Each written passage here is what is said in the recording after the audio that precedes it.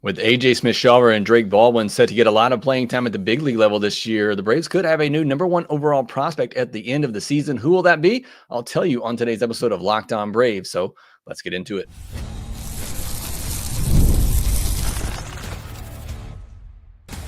You are Locked On Braves, your daily Atlanta Braves podcast, part of the Locked On Podcast Network, your team every day. Hey, and welcome back to Locked On Braves, part of Locked On Sports Atlanta, where we cover your favorite Atlanta sports teams each and every day. I'm your host, Jake Mastroianni. You can follow me on social media at Shortstop Ball. Check out the podcast there at LockedOn_Braves on X and Locked On Braves on Instagram. Make sure you subscribe on YouTube if you're new. Hit that thumbs up button and leave me a comment down below. If you're listening on the audio version, you can help out by leaving me a 5-star review on Apple, Spotify, or wherever you get your podcast. Thank you so much for all your support here at Locked On Braves and making us your first listen of each and every day. Thanks to all my everydayers out there who have been with me for a long, long time. I appreciate each and every one of you and appreciate all the comments. Yesterday's video absolutely took off, so thank you so much for that, and a ton of comments in there as well. Some of them I want to address later in the episode. Is kind of rambled my thoughts on the Ian Anderson trade, so I want to put that all together in the final segment of today's show. But today's episode is really going to serve as your minor league season preview. So today I'm going to preview the minor league season, who to watch for at each level, when did each season start, all of that. Also tell you who I think the top prospect will be in the system at the end of the year, assuming that Drake Baldwin and AJ Smith-Shawver both graduate. And then tomorrow's episode, I will do the Braves season preview. Then me and Javi are going to do a crossover episode previewing the Padres series. So that's what's coming your way the rest of the week, opening day week here on the podcast. We had our NL East preview episode with the other hosts from Locked On as well. If you haven't checked that out, make sure you go back and give it a listen. Good discussion there. And it'll probably, hopefully, make you feel a little bit better about your Braves, because just about all of those hosts still think the Braves are the most dangerous team in the division. Today's episode is brought to you by FanDuel. Right now, new customers can get $200 in bonus bets when your first $5 bet wins. As I said, this is going to serve as your minor league season preview. We are going to get into some Brave stuff at the end, talk about all the home runs they hit on Monday, as well as the Ian Anderson trade, kind of recapping that, what we already discussed on Sunday's podcast. But I have a lot of you ask me, what prospects are going to be at what level if I go to a Gwinnett game or now a Columbus game, which that threw me off. I completely forgot they changed locations. I'm over here searching for the Mississippi Braves, and they're not there anymore. Kind of sad. But the Columbus Clingstones, very interesting name. But again, I have a lot of you ask me, I'm going to a game here, what prospects could be there? So I'm going to tell you which prospects I think will start this season at these levels, and also tell you which ones I think got a good chance of moving up levels as well. Let's start with Gwinnett. Their season starts on March 28th. I feel like that's a relatively new thing. I know it happened last year as well, but generally you saw the AAA season start a week after the Major League Baseball season start, but now it's pretty much the same weekend that Major League Baseball starts, that the AAA season starts as well, which I think is great, because you got these guys who, just missed out on making the team. You want to get them some reps. So good, get them started. It's going to be good for Spencer Strider as well. But the season starts for the Gwinnett Stripers on March 28th, and their first home game is April 1st. The season ends on September 21st. So a pretty long season there for AAA, which again, I think is great. Notable players who will be at Gwinnett to start the season: Spencer Strider, as I alluded to a minute ago. If you're in Gwinnett and you want to catch Spencer Strider up close and personal, you might have 2 or 3 chances. I think he's going to get probably at least 3 starts at Gwinnett before getting called. Well, I should say at least 2, but I think he likely gets 3 starts at Gwinnett before they call him up. Hurston Waldrep will be there. Nacho Alvarez, Drew Hackenberg will most likely be there. That's where he ended last year. Domingo Gonzalez, a really good reliever who could be up at some point this year. Same for Hayden Harris. I think Roldy Munoz will be there. Spent a lot of last year at AA, but another bullpen arm. This is one that I'm not quite sure about. They could send him back to AA, just depending on the roster size. Possibly Drake Baldwin in a few weeks when Sean Murphy comes back. We'll have to see.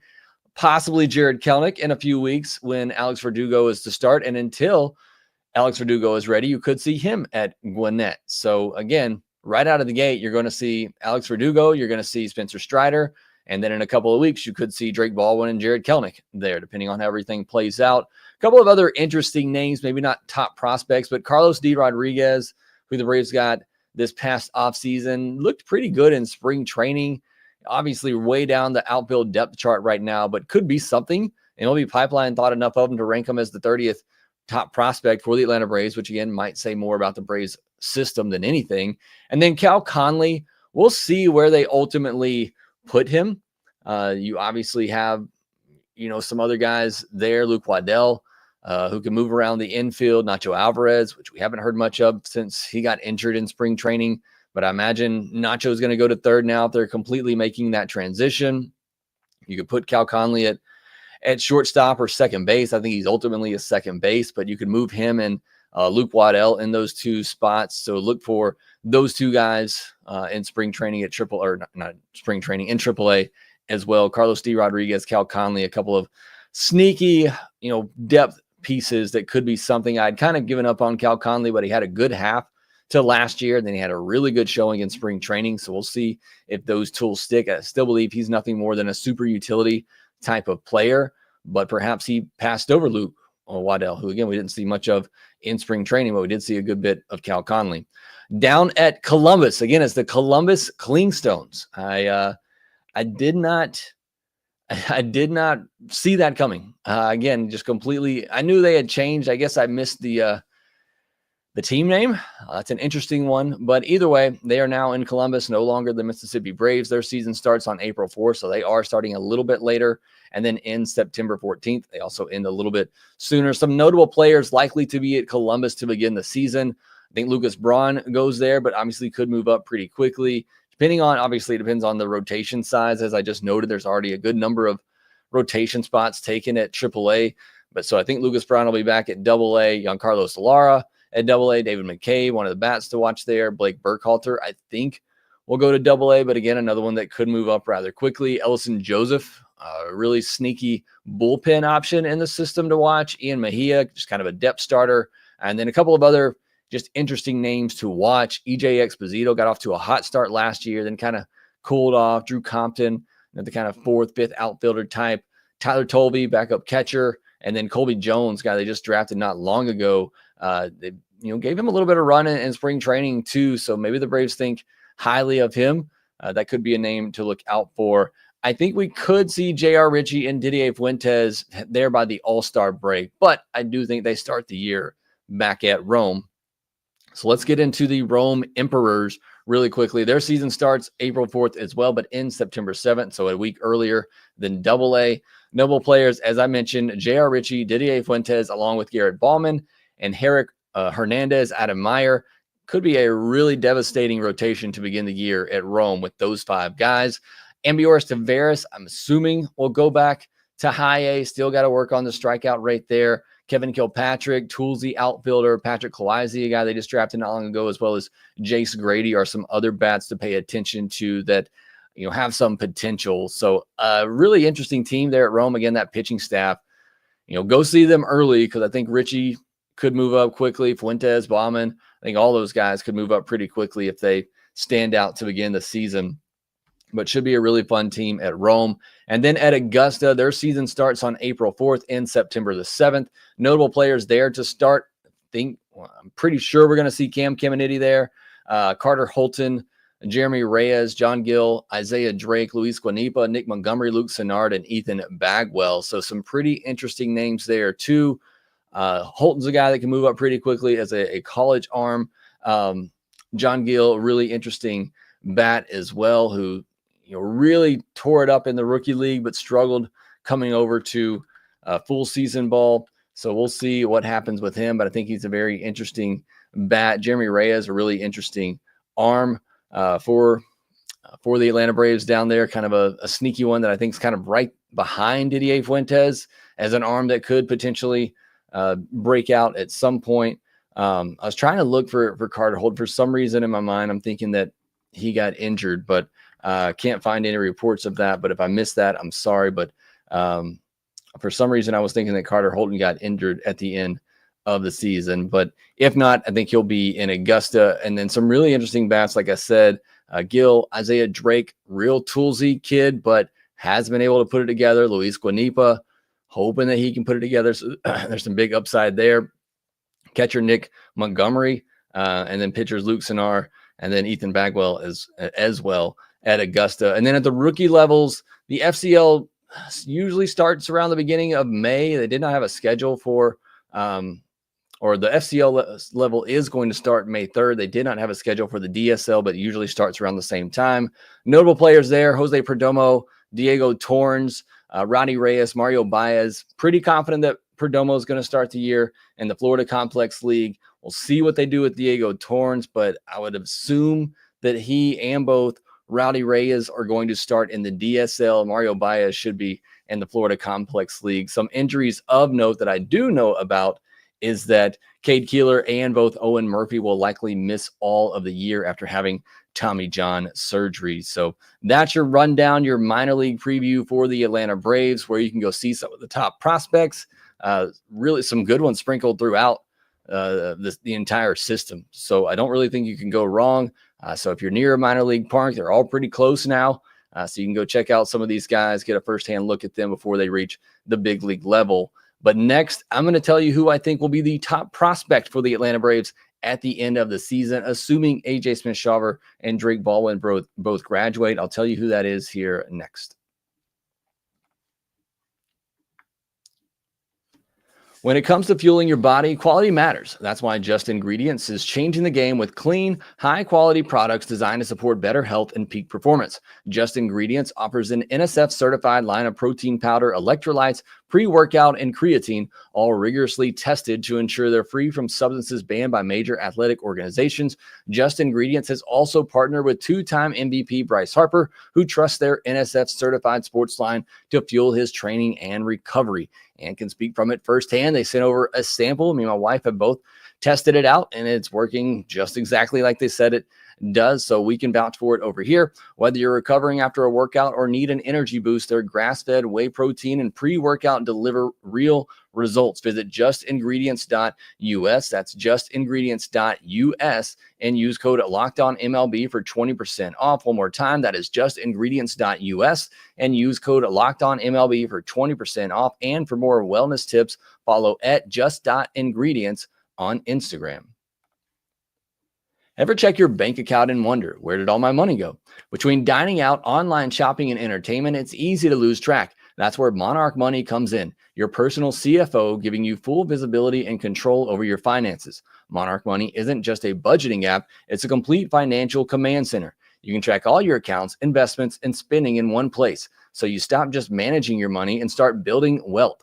Managing money with your partner is smoother than ever. You can track shared and personal accounts, set goals, and stay on the same page without the stress. Take control of your finances with Monarch Money. Use code LOCKEDONMLB at monarchmoney.com for 50% off your first order. Again, that's monarchmoney.com, code LOCKEDONMLB for 50% off your first year. That's monarchmoney.com, code LOCKEDONMLB for half off your first year.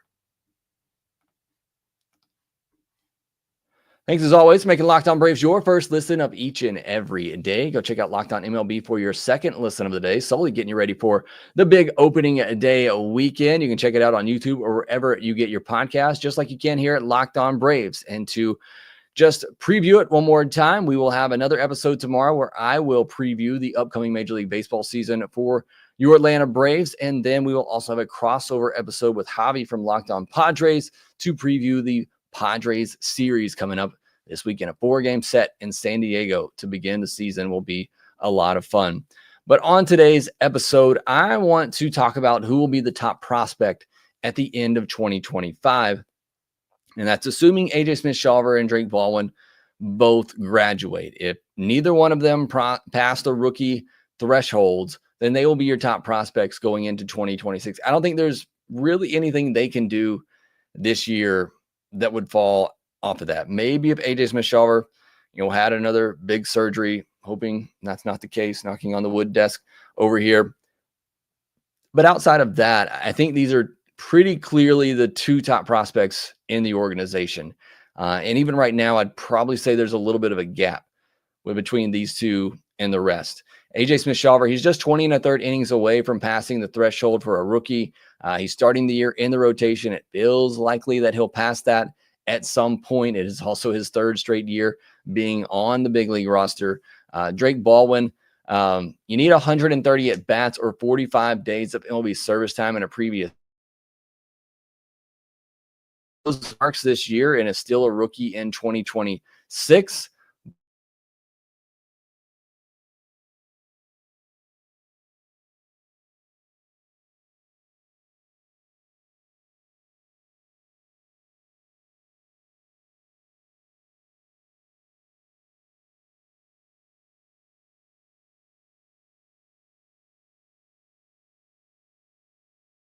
To say a Marcell Ozuna or somebody like that. I think there's a chance for Drake Baldwin to reach that mark. Something we haven't talked about is the prospect promotion incentive, the PPI. Being a top 100 prospect in a couple of different outlets, which Drake Baldwin is, he is eligible for this incentive. So if he were to stay on the active roster for most of the season and win Rookie of the Year, he could earn the Braves a high draft pick. That seems unlikely. Doesn't seem like it's something the Braves would, just keep him on the active roster for, with the hopes of that happening. But I just want to throw it out there, since he is starting the year on the active roster. If he were to just completely show out and force the Braves' hand to keep him in there in some form, maybe he splits time with Murphy. Poor Murphy's never going to get a chance to be the everyday catcher here, or something like that. Then maybe he stays on the roster all year, and he does get that PPI for the Atlanta Braves. Again, highly unlikely, and I don't think the Braves are planning around that, but just thought that I would throw it out there. But I think there's a chance that both of these players could graduate at some point this year. And if it does, then we're going to have a new top prospect for the Atlanta Braves. Now, top candidates for becoming the top prospect at the end of the year. MLB Pipeline has already ranked Caminiti second in the system, ahead of AJ Smith-Shawver. While my rankings don't agree with that, because I think I do mine based on ceiling, and I think the ceiling for AJ Smith-Shawver is higher than Caminiti. That's why I rank him above that. But I'm basing that mostly off 3 innings that we got to see from him last year. I do think Caminiti, he'll start the year back at Augusta. If he's able to blow through that and make and handle a promotion to high A with good strikeout numbers, I could easily see him being the Braves' top prospect. If he changes that ceiling to, being what I think is a solid number 3, very similar to when J.R. Ritchie and Owen Murphy were drafted as high school pitchers. If he's able to improve upon that ceiling, where most view him as a potential number 2 type of starter, and then again, I think he has a very good chance, maybe the best chance, of being the Braves' top prospect at the end of the season. My keys for Caminiti going into this year were fastball velo. Can it tick up at all? And can you hold that in deeper into starts? That's one thing, because that is going to take him from being, a number 3 safe type of floor ceiling right there, to being somebody who's potentially number 2. Anytime you're adding velocity, it just makes you that much harder to hit.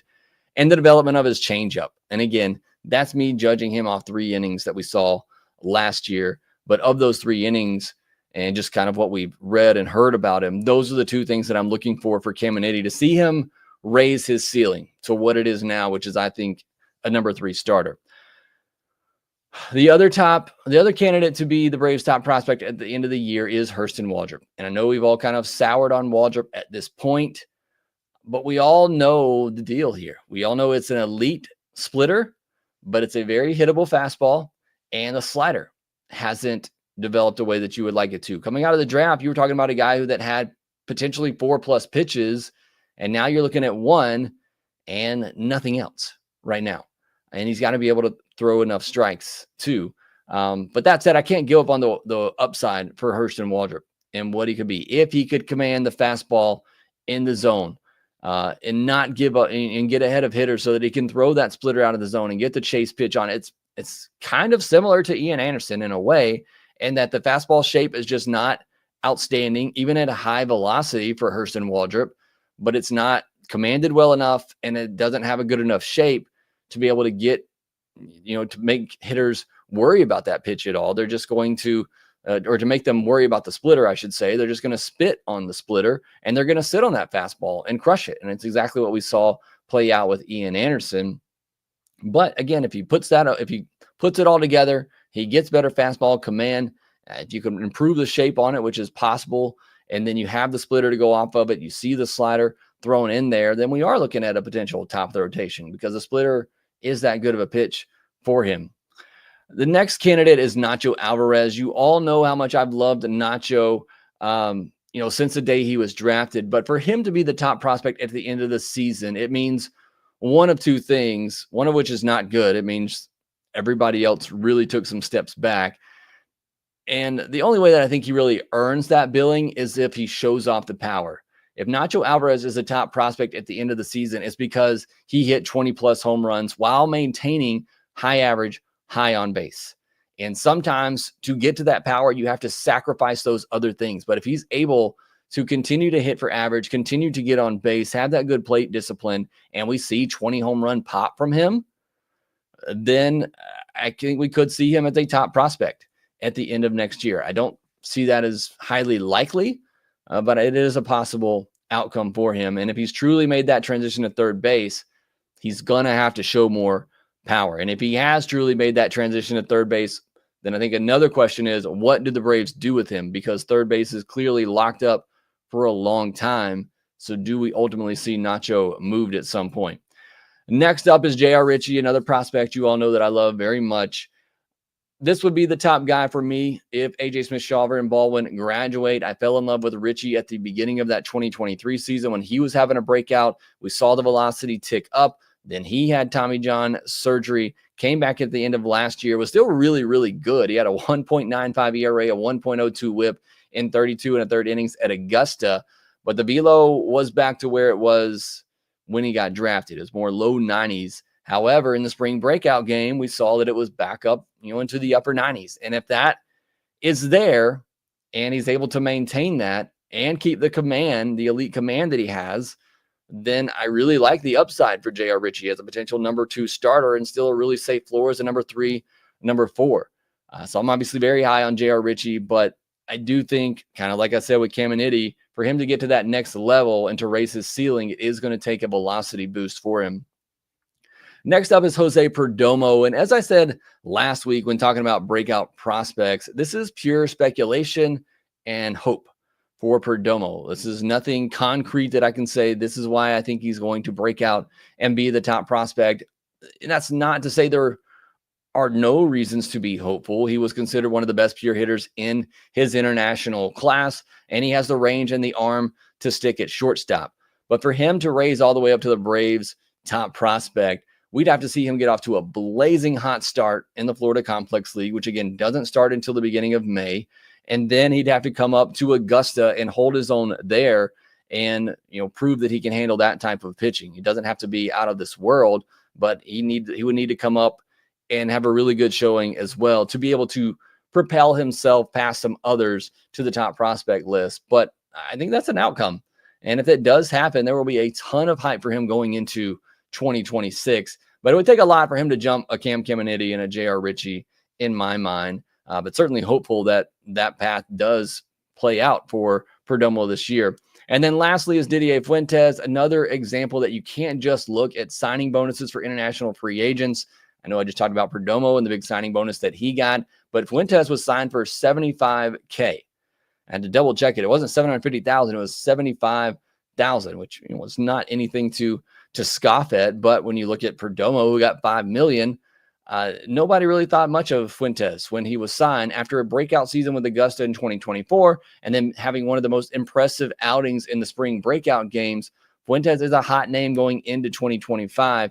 If he were to go back to high A and dominate there and then go up to double A, which is a pitcher-friendly environment where he has a good chance to dominate there, then you could possibly see him jump a J.R. Ritchie and a Cam Caminiti. I think it would take those guys maybe taking a step back, but I could see him, with the hype going into the season, if he were to deliver on that, get the call to double A, I could see him jumping over, a Ritchie, a Waldrep, and a Caminiti in the eyes of a lot of people, especially if it's in that dominating fashion like we saw, last year and in the spring breakout game.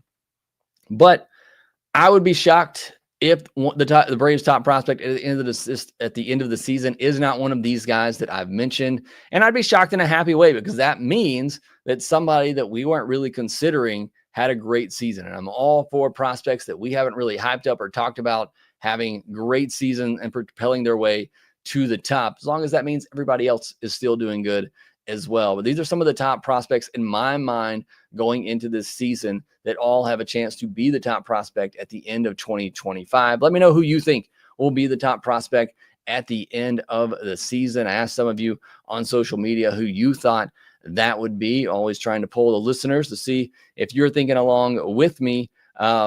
Impact says, I honestly think it will be Drew Hackenberg. So that's actually somebody that I didn't mention on here. But Drew Hackenberg, already being at AAA, look, he might graduate this year. We'll see.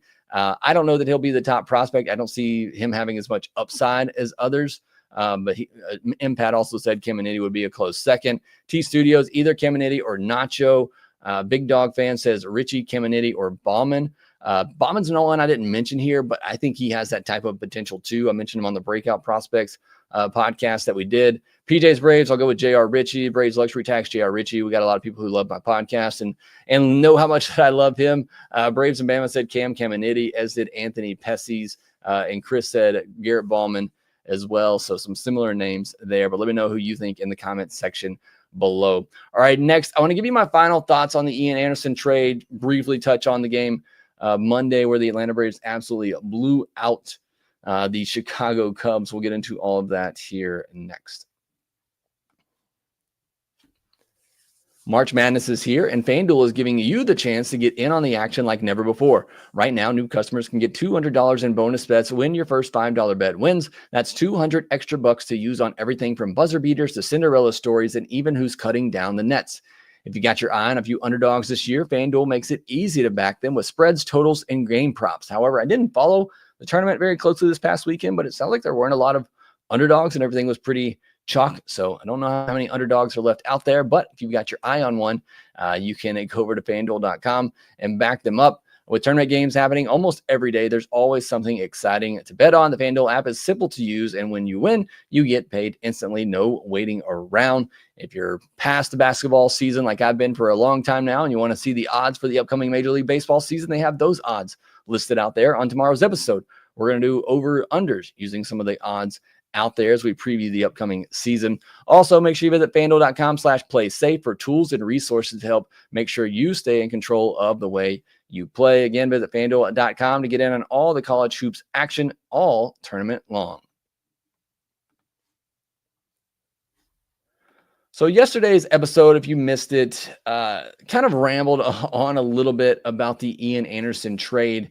And I wanted to go back and kind of rehash my thoughts now that we've had time to think on it for a little bit longer, because I felt like the tone of the episode was very down, and it was, but not for the reasons that many of you commented on. And maybe some of, I know when you comment, you're not always necessarily commenting directly to me. You're commenting on some of other commenters out there, the way that other people are reacting. The trade of Ian Anderson for Jose Suarez, and I said this yesterday's podcast, I think ultimately could be a non-factor. I think there's a good chance that Ian Anderson is DFA'd at some point by the Angels. I think there's a good chance that Jose Suarez is DFA'd some point by the Braves this year, and that neither of these guys factor into the season for either team. What little angst I had about the trade was, why not just give Ian Anderson a chance? Because I think Suarez is potentially as bad, if not worse, than Ian Anderson. Why not just stick Ian Anderson in the bullpen, let him be your garbage man out there until Strider comes back and DFA him? Now, some good points that I've heard, some counterpoints that I've heard to that I actually think makes sense, is that perhaps the Braves were doing Ian Anderson a solid, and that they knew he wasn't going to be on the team. We don't want to have to DFA him, as it just, doesn't feel good for a guy that you drafted third overall, has done some good things for you. You don't want to have to DFA that guy. Why don't we do him a solid and send him to a team where we know he'll at least get a chance? He's not going to get a chance here. Let's send him to a team where we can pick where he goes and give him a chance. To me, that makes the most sense of anything in this, because just giving away Ian Anderson for Jose Suarez, who the only thing that I can see is that he's left-handed, and it gives you another left-handed option. But as I said yesterday, it's not like he's been particularly good against lefties in his career. He has been better than righties in his career, where it's over 800 OPS against righties and a 770 OPS against lefties. But I really don't see the big difference in Jose Suarez over Ian Anderson. So trading Ian Anderson to a place where he's going to get an opportunity to pitch makes a lot of sense in my mind. But the trade in general, it's a non-factor for me. Again, I don't necessarily get it, but I don't think it matters. What I was a little upset about yesterday, disgruntled, maybe again, upset's not the right word, but why I kind of had that tone is that I felt like it was a reflection on the failure of the offseason and not doing more to prepare for this situation. You knew you were going into the season with Grant Holmes and Ian Anderson. You were putting a lot of hope and that one or two of those guys could hold down a rotation spot because they were out of options. And Alex's whole thing all offseason long is, I'm not going to sign another guy that we don't think is better than Grant Holmes and Ian Anderson. Well, you didn't like Ian Anderson enough to give him a start at the end of last year. You didn't like Ian Anderson enough to give him a postseason start. And you didn't like him enough to even give him a chance to begin the year. You couldn't find anybody out there that you didn't like more than Ian Anderson? Again, I know I said this name a million times, but you're telling me you don't like what Jose Quintana gave the Mets last year better than what you think Ian Anderson could give you this year? I don't understand that. And that's ultimately where my frustration came from. It's really a frustration of not doing more in the offseason. I've seen some of you say, well, you're not taking into account the prospect depth in the rotation. Okay, that's fine. Maybe Drew Hackenberg puts it together and he gives you depth this year. Maybe Lucas Braun, Blake Burkhalter, maybe Hurston Waldrep puts it together. Those are unknowns, and those are things we're not going to know until later into the season. What you do know right now is that you have a hole in your rotation and you have a hole in your bullpen. And those are holes that could have been filled by more dependable and reliable guys to at least begin the season. And so that's ultimately where my frustration comes. But where I tried to end it up is that we are upset. I'm upset, disgruntled about the last spot in the rotation, the last spot in the bullpen. 26, 27 other teams would love for that to be their only issue. This team is still very good. You're going to see it as I talk about them and I do my preview of them on tomorrow's episode. I still love this team. I think they're going to win 90-plus games and be in the postseason and have a chance to win the World Series. I haven't made that clear all offseason, then you haven't been listening. So I apologize if yesterday's episode was a little bit more on the negative side. It wasn't so much anything to do with the Ian Anderson trade. It was more to do with the lack of movement in the offseason to prepare for that moment. And now you've set yourself up for at the beginning of the year. You got a hole in your rotation. Look, and I love AJ Smith-Shawver, but I still think there's some growth and development there for him. I don't know that I fully trust him in LA to begin the year. And there's a hole at the end of your bullpen where you now have a guy that you're probably going to DFA pretty soon. And if not that, then you're going to be counting on a Jesse Chavez. You're going to be counting on a Craig Kimbrell, a Hector Neris, guys like that who are trying to bounce back. And I just feel like you could have done more in the offseason to prepare for this. So that was my only angst, frustration that I had on yesterday's episode. It really had nothing to do with Ian Anderson being traded. He didn't deserve a spot. I was as hard on anybody with Ian Anderson's spring training outings, even as he wasn't giving up runs. I'm sitting here telling you, you just can't do this. You can't do this. You can't have a guy walking this many batters in your rotation. And ultimately the Braves agreed. And that's why he was traded. And I'm perfectly fine with that. Again, my frustration stems more to the fact that they just didn't do enough in the offseason to prepare for that what likely outcome of Ian Anderson not being able to grab that fifth spot. So wanted to clear all of that up. Didn't really get the touch on the game Monday, but the Braves scored a lot of runs, hit a lot of home runs. Schwellenbach looked good as general. Braves are ready to go. Matt Olson, Marcell Ozuna, Ozzy all homer in the same inning. We also had guys getting hit by pitches and some scary stuff happening there. But Braves made it through it unscathed and looked really good on the offensive side of things. All right, thank you so much for joining me on today's episode. PJ's Braves, Doug Gabelli, Mass Boost, world's tallest drummer who's in our fantasy baseball league, useless trucker. I'm having trouble reading names tonight. Sean Finley, Jesse Chavez to the rescue. Let's hope so. Sean, let's hope so. Clay, There's been a few questionable moves for sure, but I have faith always. And I do too. And again, I hope I got that point across. I feel like this is going to be a really good year. This is a really good team. We're talking about the last few spots on the roster. But again, I think the front office could have done more to help prepare you for that depth. All right, make sure you subscribe on YouTube if you're new. Hit that thumbs up button. Leave me a comment down below. Rate, review, and subscribe to the Locked On Braves podcast wherever you get your podcast. And we will talk to you next time.